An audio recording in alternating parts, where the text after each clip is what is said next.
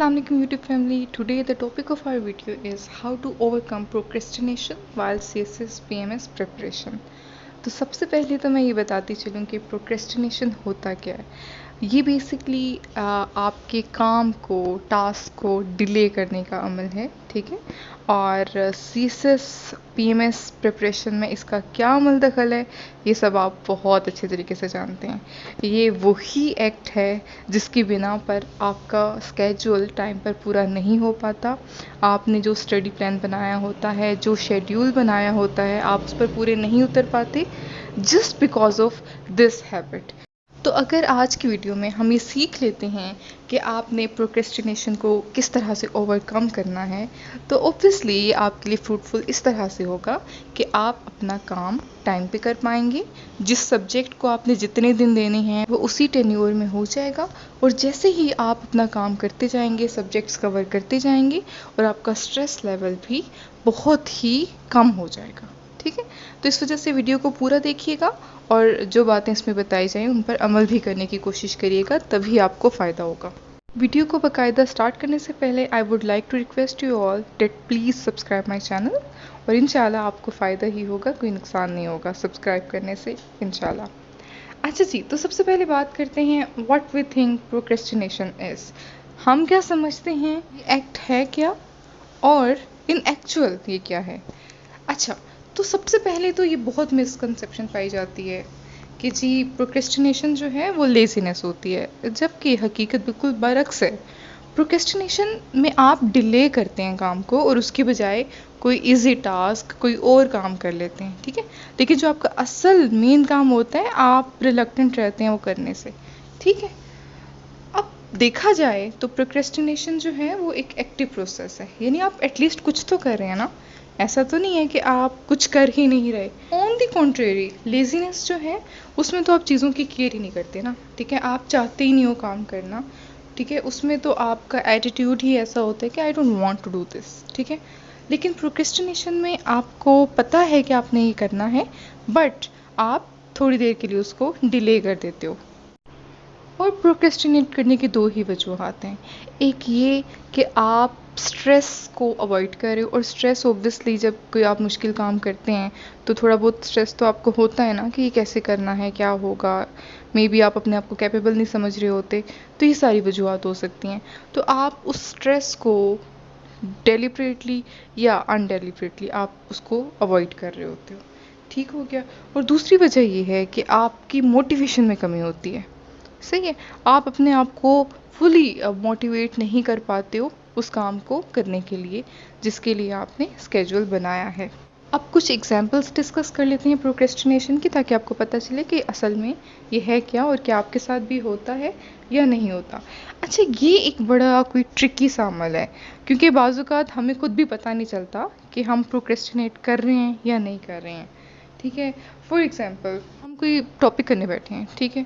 In between आपका mobile ring करता है, ठीक है, और आप उठाकर नोटिफिकेशन चेक करने लग पड़ते हैं, और फिर कब आप इंस्टाग्राम या फेसबुक की स्क्रॉलिंग में खो जाते हैं कि आपको पता ही नहीं चलता कि आधा घंटा बीत चुका है। ये मुझे यकीन है आप सबके साथ भी ये होता होगा कि आपको नहीं अंदाज़ा होता कि आपने कितना टाइम इस यूज़लेस एक्टिविटी में लगा दिया है। दूसरी एग्जांपल ये हो सकती है कि फॉर एग्जांपल आपको कोई असाइनमेंट मिली है आपके किसी टीचर की तरफ से, तो आपके पास 3 दिन है, ठीक है। यूजुअली ये होता है कि वो तीसरे दिन का जो आखिरी पहर होता है ना, वो असाइनमेंट तभी की जाती है। तो ये भी एक प्रोक्रेस्टिनेशन की मिसाल है। जबकि आपके पास 3 दिन थे, आप पहले दिन भी ये काम कर सकते थे, बट आप आखिरी दिन ही करते हैं, ठीक है। वो सिर्फ़ और सिर्फ इस हैबिट की वजह से। फिर एक और ग्लेयरिंग एग्जांपल जो है वो ये है कि आप अगर कोई डाइट स्टार्ट करना चाहते हैं, कोई न्यू हैबिट डेवलप करना चाहते हैं, वॉक करना चाहते हैं, डाइट करना चाहते हैं, या कुछ भी ऐसा, लेकिन आप डिले करते जाते हैं। आप यही सोचते हैं कि हाँ कल से स्टार्ट करेंगे, तो बेसिकली अपने आप को धोखा है। तो कामयाब होने के लिए सबसे पहले तो अपने आप से सिंसियर हो जाएं, देन फिर ऑब्वियसली किसी और के साथ सिंसियर होने की बारी आती है। फिर एक और मिसाल ये है कि you do an easy less important task that needs to be done before getting started, ठीक है। मिसाल के तौर पे आपने एक ऐसे लिखना है, ऐसे में तो अक्सर लोगों को राइटर्स ब्लॉक भी फेस करना पड़ता है। अच्छा, तो आपने ऐसे लिखना है। अब ऑब्वियसली पर्टिकुलर टॉपिक के बारे में आपने सर्च तो करनी है, फिर आप इतनी सर्च करते हैं, आप इतने दिन लगा देते हैं सर्चिंग में ही कि वो असल जो चीज़ है, असल चीज़ मतलब ऐसे लिखना, वो तो रह ही जाता है। सही है। तो इस वजह से ठीक है, आपने डेटा कलेक्शन करनी है, आपने उसके बारे में सर्च करना है, ठीक है, लेकिन जो भी करना है आप वो एक लिमिटेड टाइम में कर लीजिए, ताकि असल काम आपका वो ना आप कॉम्प्रोमाइज़ हो। देन फिर ये भी देखा गया है कि आप वेट करते रहते हैं कि जब मेरा मूड होगा तो मैं ये स्पेसिफिक काम करूँगा या करूँगी, ठीक है। तो ये भी बेसिकली प्रोक्रेस्टिनेशन की ही एक मिसाल है। अब वीडियो में आगे बढ़ते हुए हम बात करते हैं 5 स्टेप्स टू स्टॉप प्रोक्रेस्टिनेशन, कि इससे बचना कैसे है, इसको ख़त्म कैसे करना है, how to get rid of it. सबसे पहला जो पॉइंट है वो है motivate yourself with kindness instead of criticism. Obviously जब आप प्रोक्रेस्टिनेट करके अपना काम डिले कर लेते हैं और बहुत ज़्यादा डिले करते हैं, तब फिर एक दिन ऐसा आता है कि आपका ज़मीर जागता है और आपको फिर बहुत ज़्यादा अपने आप को क्रिटिसाइज़ करना पड़ता है कि ये तुमने क्या किया, you have wasted your precious time और ये वो, ठीक है। तो सबसे पहले तो deal yourself with kindness, ठीक है। जैसे आप अपने किसी बेस्ट फ्रेंड को समझाते हैं प्यार से, आराम से, ठीक है, तो अपने आप के साथ भी जुल्म ना करें, उसी तरीके से डील करें। सही है। और प्रोक्रेस्टिनेशन के दौरान जो थॉट्स आती हैं, सबसे पहले तो उन थॉट्स का इलाज किया जाए। अब मसलन किस तरह के थॉट्स आती हैं, जब आपने कोई मेजर काम करना है या जो बहुत ज़रूरी काम है, ठीक है, आपके स्केड्यूल का हिस्सा है, तो किस तरह के थॉट्स आती हैं। आप बाज़-औक़ात ये अपने दिमाग को कहता सुनेंगे कि I don't want to do it, ठीक है, या इट विल बी हार्ड, या फिर I don't know how to do it, ठीक है। 6 से 7 महीने तो ऑब्वियसली स्टूडेंट्स, एस्पिरेंट्स इसी चीज़ में लगा देते हैं कि हमें पता ही नहीं था कि ये करना कैसे है, जबकि गाइडेंस मौजूद है, सब कुछ मौजूद होता है, ठीक है। अगर वो सर्च करना चाहें तो उनको ये सब चीज़ें एक दिन या चलें एक हफ्ते में भी पता चल सकती हैं, इसमें इतने 6 महीने लगाने की ज़रूरत नहीं होती। देन एक और किस्म की थॉट आती है आपके दिमाग में प्रोक्रेस्टिनेट करते हुए कि it might not come out as good as I want to do it, यानी कि वही परफेक्शन, ठीक है, कि जी इट शुड बी परफेक्ट। तो ऐसा नहीं है, आप गलतियां करेंगे तो ही आपकी गलतियां ठीक होंगी। उसके बाद नेक्स्ट जो थॉट आती है वो ये हो सकती है कि आई विल प्रोबेबली फेल। अगली जो थॉट आती है आपके दिमाग में वो ये आती है कि दिस विल बी बोरिंग। अब देखें जी, इन थॉट्स का तो इलाज करना पड़ेगा। अब इन सबको हम रिवर्स में लेकर चलते हैं, ठीक है। अगर तो आपके दिमाग में थॉट आए कि आई डोंट वांट टू, ठीक है, अब हम इन सबको CSS से रिलेट करते हैं, सही है। तो आप अपने आप को कहें कि ठीक है, सही है, अगर आप ये नहीं करना चाहते काम, अगर आप ये टॉपिक नहीं करना चाहते तो CSS मत करो, मतलब किसने मजबूर किया, छोड़ दो, सही है। अगर थॉट आए इट विल बी हार्ड, तो अपने आप को बताएं कि yes it will be hard but you can do it, सही है, क्योंकि CSS की जर्नी में कदम रखते हुए भी तो आपको पता था कि इट विल बी हार्ड। उसके बाद अगर थॉट आए I don't know how to do it, तो आप अपने आप से कहें कि लेट्स सर्च फॉर इट। अगर ये थॉट आए it might not come out as good as I want it to, तो कोई मसला नहीं। अगर पहली दफ़ा में जैसा आप चाहते हैं वैसी असाइनमेंट, वैसा टॉपिक नहीं होगा तो कोई मसला नहीं, आप किसी मेंटोर को चेक करवाएं, वो आपको गाइड करेगा या करेगी, ठीक है। उसके बाद आपका ठीक हो जाएगा। नेक्स्ट थॉट देख लेते हैं और उसका रिवर्स सोचते हैं। फेल होने से भी कोई मसला नहीं है, ठीक है, कोई बात नहीं। फेल जो होते हैं वो बाद में पास भी हो जाया करते हैं, वो कोशिश करके अपनी गलतियों से सीख के पास भी हो सकते हैं, लेकिन ऑब्वियसली अगर वो गलतियां रिपीट करेंगे फिर तो कोई चांस नहीं, सही है। अच्छा जी, नेक्स्ट थॉट को रिवर्स करने की कोशिश करते हैं, जो है this will be so boring. तो देखिए CSS तो अगर जब तक आप उसमें इंटरेस्ट नहीं लेंगे ये हो नहीं सकता, क्योंकि वो चीज़ तो है नहीं कि आपकी मामा या आपके पापा आपको कहें कि हाँ भी तुम पढ़ क्यों नहीं रहे, पढ़ लो पढ़ लो पढ़ लो, ठीक है। ये तो तभी होता है जब आप चीज़ों में इंटरेस्ट लेते हैं। तो क्या इससे ज़्यादा इंटरेस्टिंग कोई चीज़ होगी कि आप 10 लोगों में बैठे हैं, ठीक है, और 10 लोगों को इतना नहीं पता जितना आपको पता है, ठीक है। वो पता कैसे चलेगा, जब आप चीज़ों को पता करेंगे, यानी कि आप नॉलेज को गेन करेंगे। हाँ, लेकिन गरूर में भी नहीं आ जाना कि हाँ मुझे बहुत आता है, बाज़ लोग मैंने ऐसे भी देखे हैं जो कि गुरूर में आ जाते हैं, फिर वो किसी को सानी नहीं समझते अपना, ठीक है। ऐसा भी नहीं करना, हम्बल रहना है, क्योंकि हर चीज़ का एक तकाज़ा होता है। जब अल्लाह ताला आपको बहुत ज़्यादा अक्ल और नॉलेज से नवाज दे तो फिर आपने हम्बल रहना होता है। लेकिन स्टिल आपका सेल्फ कॉन्फिडेंस तो बिल्डअप होता है, वो तो बूस्ट होता है ना जब आपको ज़्यादा आता होता है, ठीक है।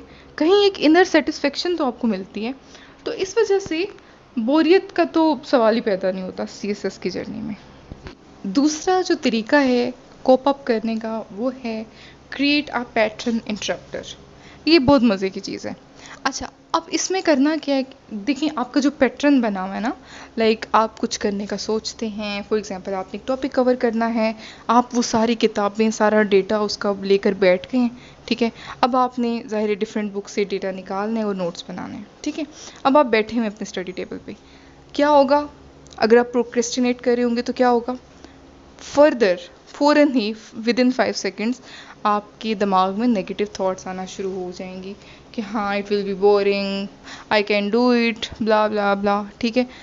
तो आपने क्या करना है, जैसे ही आपने इरादा किया और आप स्टार्ट करने लगे नोट्स मेकिंग, तो आपने क्या करना है, 5 सेकेंड रूल को अपनाना है। और वो रूल क्या है, वो कॉन्सेप्ट क्या है, उसमें आपने रिवर्स काउंटिंग करनी है, ठीक है। 5 4 3 2 1, ठीक है। क्योंकि आपकी जो भी थॉट्स आनी है ना वो बिल्कुल एब्रप्ट सी होती हैं और फ़ौरन आती हैं, ठीक है। तो जब 5 सेकेंड रूल पर आप काम करेंगे और वो टेन्योर आप गुजार लेंगे ना, वो पीरियड आप गुजार लेंगे, ठीक है, उसके बाद मोस्ट प्रोबेबली आप अपना काम स्टार्ट कर पाएँ विदाउट एनी नेगेटिव थॉट्स। तो अगली टेक्निक है ब्रेक डाउन द टास्क। अब ऑब्वियसली आपने एक दिन में अगर सीएसएस के 4 टॉपिक करने हैं, ठीक है, तो आप एकदम से ही कंसेक्टिव 4 टॉपिक करने ना बैठ जाएं, ठीक है। आप अपने टास्क को डिवाइड करें, सही है। यानी कि आपने स्टार्ट इस तरह से कर लें कि चलें मैं सिर्फ 20 मिनट वोकेबलरी करूँगा, या मैं 20 मिनट सिर्फ ग्रामर को दूंगा, ठीक है। उसके बाद मैं 10 मिनट की ब्रेक लूँगा। ब्रेक ज़रूर दें अपने आप को, ठीक है। और स्मॉल टास्क से स्टार्ट करें, उस तरह क्या होगा कि आपको एक सेंस ऑफ अचीवमेंट महसूस होगी।